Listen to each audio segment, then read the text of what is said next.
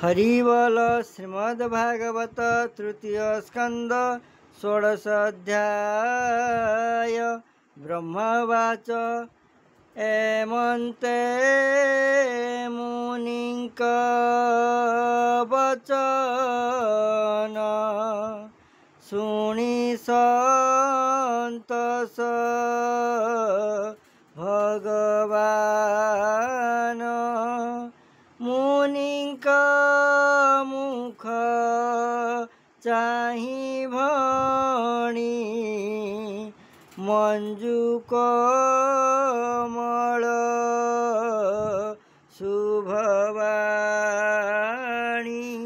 हरिवल श्री भगवान वाच जय विजय बेनी भ्राते मद्वारे थांती अविरते मो पारिषद बेनी जने द्वारे खटंती मो भुवने कदर्थ करी जेबे मते कोप बसाई तुम्भ चिते जे ब्रह्म दंड पाइले अन्यथा नहे का बोले असाधु कार्य जे करंती से अपराधे दंड पांती मुहि समत कली चिते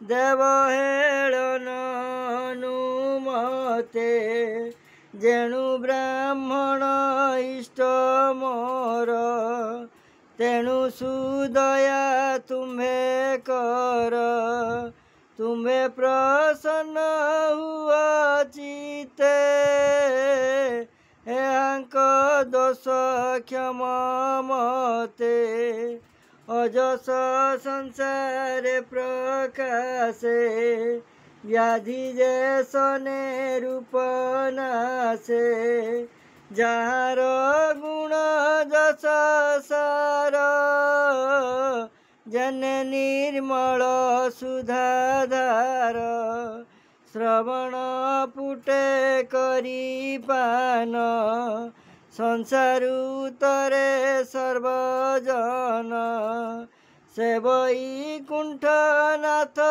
मुहि तुम्हर भाव हृदय वही तुम्हर कपति रेके मिली तुम्हर समीपे तुम्हें मो भाव दूर करी अत्यंत कप हृदय धरी कहिल बहिल द्वार पाले दंड बहिल द्वार पाले दंड ब्राह्मण तेज पर चंड जेणु ब्राह्मण सेवा काले पवित्र रेणु मपयरे। हरि हरि बोल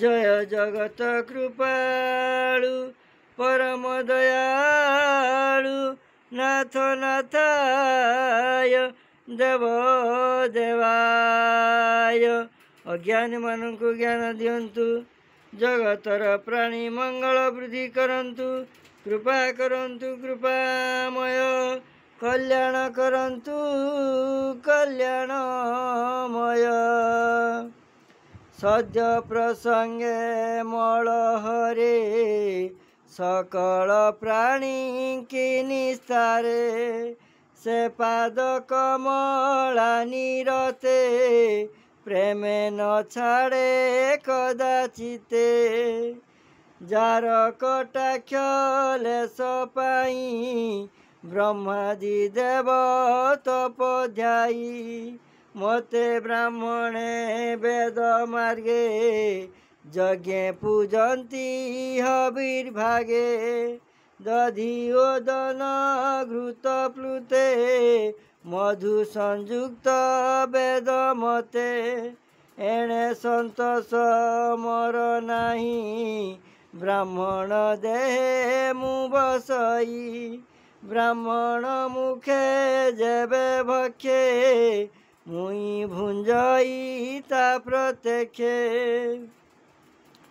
ବ୍ରାହ୍ମଣ ପାଦ ରଜ ବଳେ ମୁଁ ଏ ସଂସାର ଜନ ମେଳେ। ମାୟା ବିଭୂତି ଐଶ୍ୱର୍ଯ୍যে ଭୁଞ୍ଜଇ ସର୍ବଦେହ ମାঝে। ମୋ ପାଦ ଜଳ ଘଦହେ ଚନ୍ଦ୍ରଶେଖର ଶିରେ ବହେ। ପବିତ୍ର ହୁଅନ୍ତି ତିନି ଲୋକେ ଏମନ୍ତ ହେଲେ ମସ୍ତକେ। କିରୀଟେ ଯାର ରେଣୁ ବହେ ବ୍ରାହ୍ମଣ ଦୋଷ କେନ ସହେ। ବିପ୍ର ଶରୀର ମୋର ତନୁ ଏଣୁ ଦୁଃସହ ବିପ୍ର ମନୁ।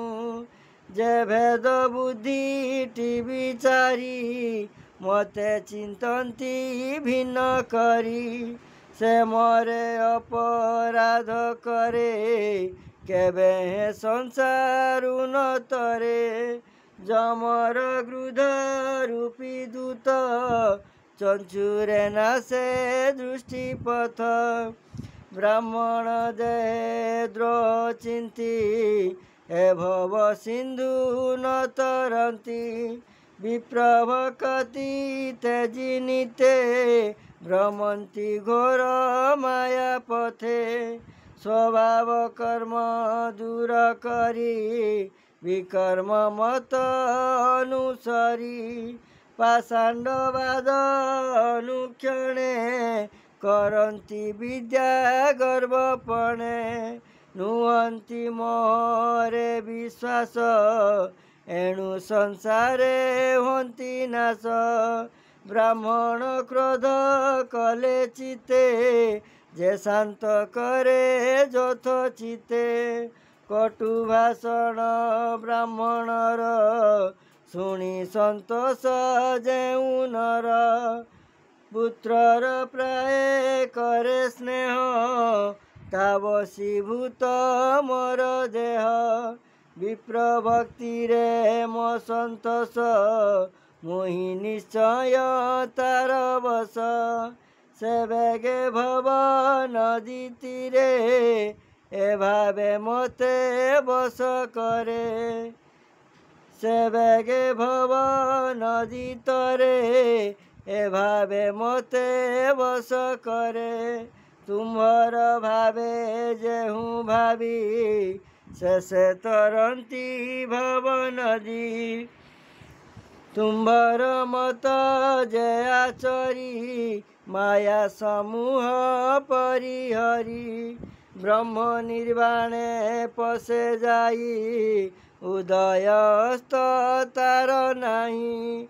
ଏମନ୍ତ କହି ଭଗବାନ ମୋହିଲେ ସନକାଦି ମନ। ତୁମ୍ଭର ବ୍ରହ୍ମ ଶାପ ଫଳେ ତୃତୀୟ ଜନ୍ମର ବିତଳେ। ଦୁଷ୍ଟ ଆଚାର କର୍ମ କରି ଧର୍ମ ଧର୍ମ ନ ବିଚାରି। ଏବେ ତୁମ୍ଭର ସନ୍ତୋଷେ ପୁଣି ମିଳିବେ ମୋର ପାଶେ। ମୁଁ ପୁଣି ତାଙ୍କ ଉପକାରେ ଶରୀର ବହିବି ଏ ସଂସାରେ। କରିବି ତାହାଙ୍କୁ ନିସ୍ତାର କହିଲେ ପ୍ରଭୁ ଚକ୍ରଧର। ହରି ବୋଲ। ବ୍ରହ୍ମାବାଚ ଏମନ୍ତ କୃଷ୍ଣ ମଞ୍ଜୁବାଣୀ ସନ୍ତୋଷ ବିପ୍ରବରେ ଶୁଣି। ବିଷ୍ଣୁର ଭକ୍ତି ହୃଦୟ ବୋଲନ୍ତି ଶିରେ କର ଦେଇ। बोल ऋषिगुणवाच ओ देव देव लक्ष्मीपति आम्भे न जाणु तोर गति आम्भଙ୍କୁ अनुग्रह करी ଯାହା ବଇଲୁ ନରହରି ବ୍ରାହ୍ମଣ୍ୟ ଦେବ ତୋ ମହିମା ତୋ ଗତି ନ ଜାଣନ୍ତି ବ୍ରହ୍ମା ତୁ ପୁଣି ଦେବ ବିପ୍ରଙ୍କର आत्मा सुहृद शक्तिधर धर्म तो शरीर प्रकाशे जय धर्म सृष्टि पापनाशे तु नाथ निर्विकार धर्म तार रक्षण तोर कर्म जार अनुग्रहे जन धर्म संचय जंति मन तो पाद पद्म सेवा फले मृत्यु जीणती अवहेले तु अटु हेमंत पुरुष आम्बर अनुग्रहे आस एतर गति विपरीत के अबा जानिब किंचित हेमंत मुनिक वचन शुणी संतोष भगवान ब्राह्मण भाव चित्ते बही कहती विप्रंकु अनाई हरि बोल श्री भगवान वाच जय विजय बेनी भाई तुम्बर चित्ते क्रोध देई असुर जनी ए पाइबे दुष्कृत कर्म चरिबे पुणी आसिबे मोर पुरे सुवर्ण बेत्र धरी करे ए वैकुंठ पुरे वास जेबे तुम्हार मन तोष हरि बोल ब्रह्मदेव वाच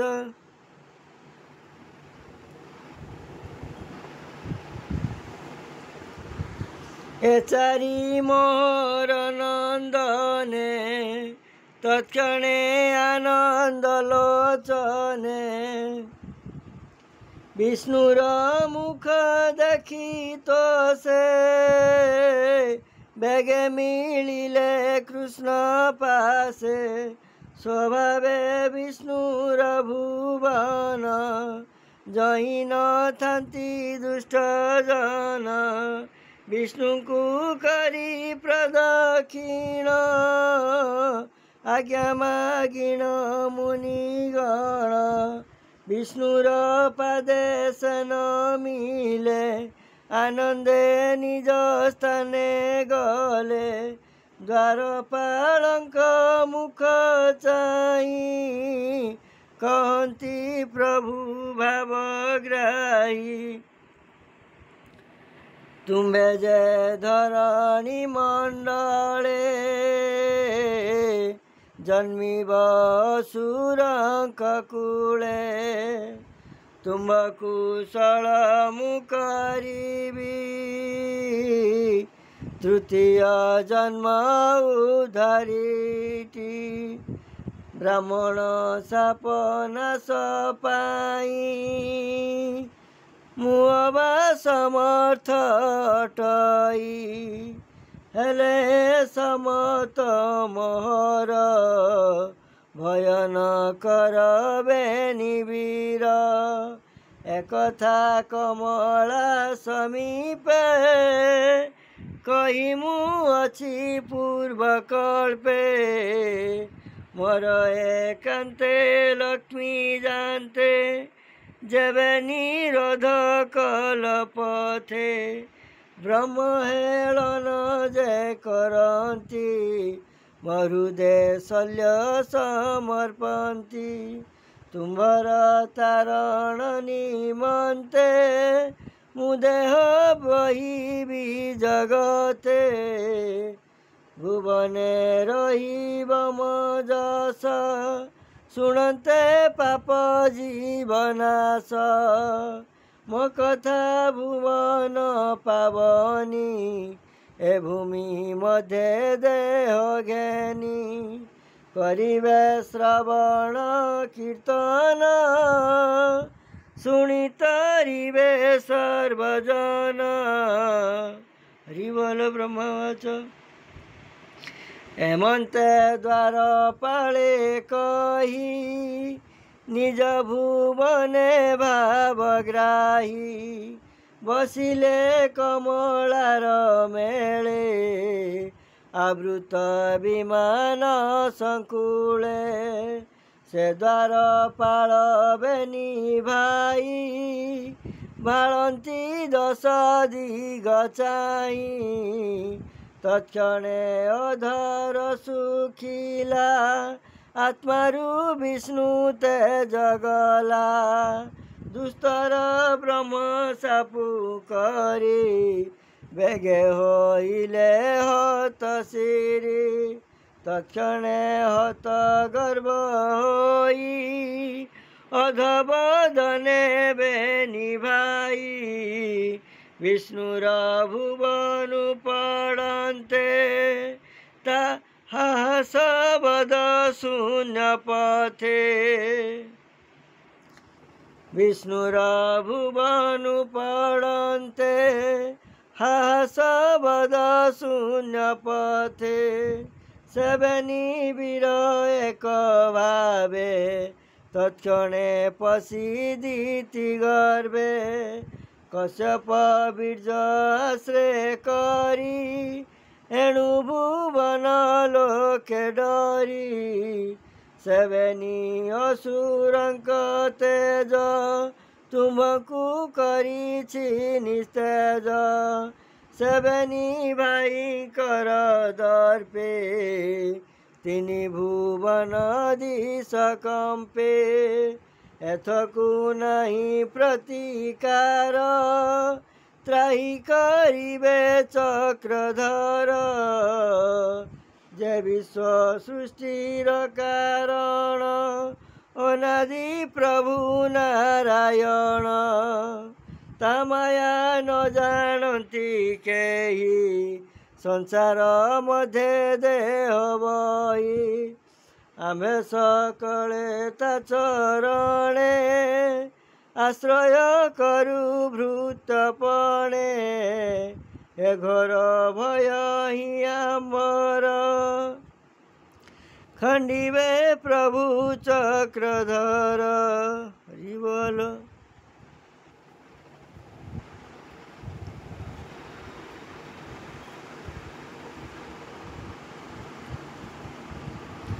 ए घोर भय हि आम्बर खंडिबे प्रभु चक्रधर हेमंते देवगण मध्ये विधाता कइले आनंदे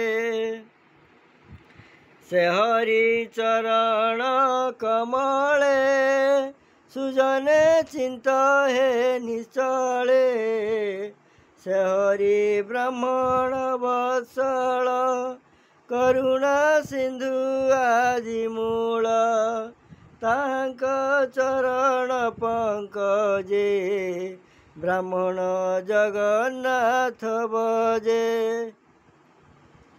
हरि बोल।